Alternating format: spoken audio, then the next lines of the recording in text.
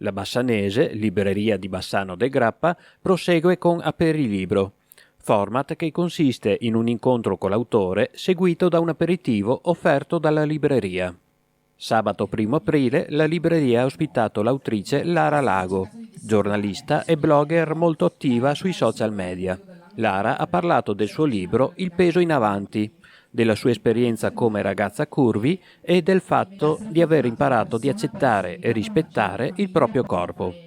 Il peso in avanti è un libro che ho scritto negli anni in cui vivevo all'estero. Io ho vissuto ad Amsterdam dal 2016 al 2018 ed è stata un'esperienza lavorativa ma anche di vita molto importante, perché ho fatto un incontro che non mi sarei mai aspettata, che è l'incontro col mio corpo.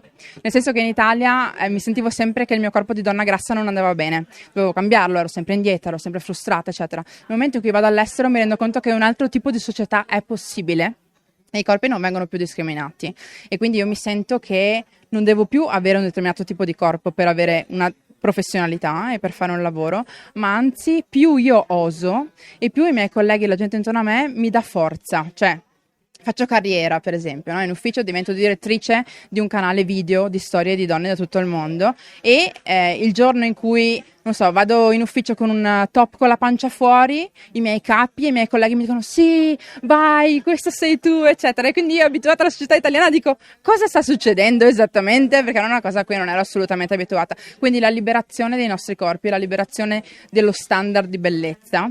E poi ho riportato il messaggio un po' in Italia, sono rientrata nel 2018 e l'ho scritto in questo libro. E ci sono anche dei consigli, diciamo, per chi ha il problema di essere frustrato?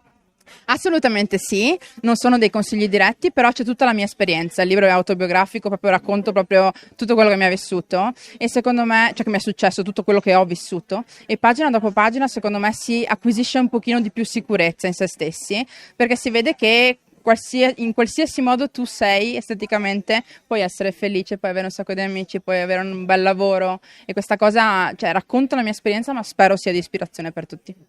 L'evento è stato arricchito dalla discussione dei diritti delle donne e della situazione delle persone che vivono e lavorano all'estero per un periodo temporaneo. Inoltre, Lago ha condiviso la sua esperienza di lavoro e il suo incontro con una nuova percezione di sé.